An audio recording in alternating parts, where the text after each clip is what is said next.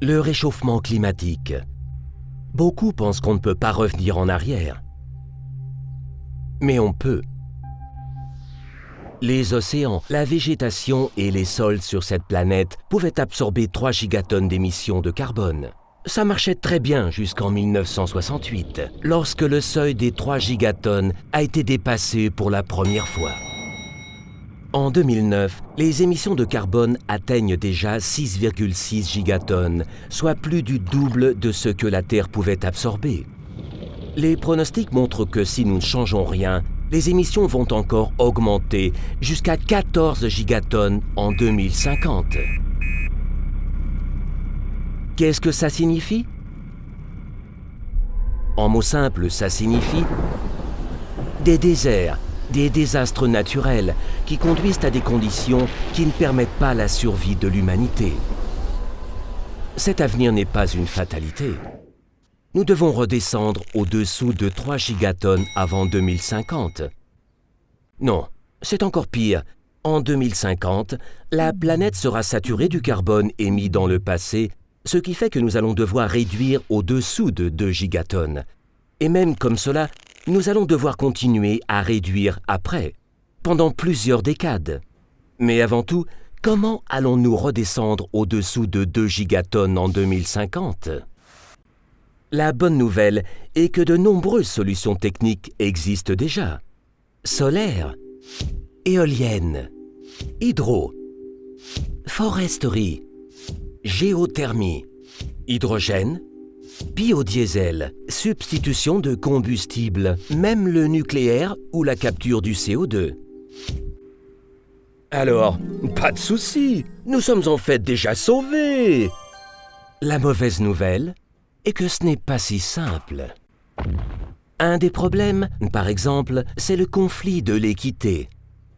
Voyez, nous avons un budget total de 2 gigatonnes d'émissions de carbone pour toute la planète. Ça signifie grosso modo 1 tonne d'émissions de CO2 par personne et par an. Maintenant, si on compare les émissions réelles des différents pays, nous verrons quelque chose d'intéressant. Les émissions moyennes par tête au Bangladesh sont de 0,5 tonnes de CO2 équivalent par an, la moitié de la quantité permise par individu.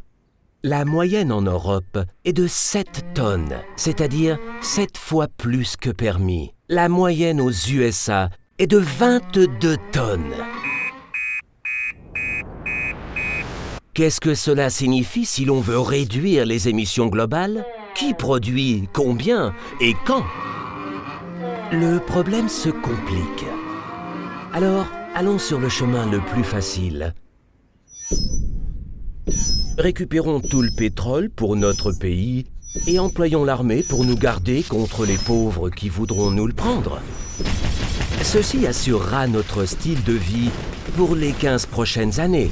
Bon, peut-être seulement 10 ans. Dans tous les cas, pour certains d'entre nous. Mais bon, reconnaissons que certains d'entre nous pourraient vouloir vivre un peu plus longtemps. Alors, regardons encore nos solutions alternatives. Laquelle est la meilleure? En fait, nous allons avoir besoin de toutes les solutions ensemble pour arriver à temps à 2 gigatonnes. Mais dans quelle proportion? Il y a un autre facteur de régulation.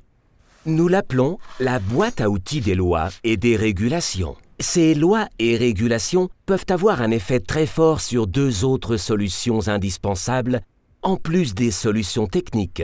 Notre comportement et le rendement des appareils que nous utilisons déjà.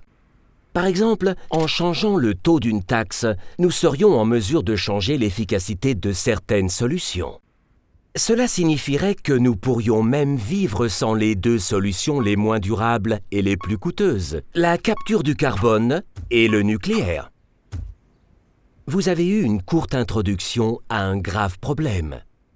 Si vous voulez creuser plus avant et devenir un pro des changements climatiques, tapez noe21.org solutions, où toutes les solutions vous seront expliquées.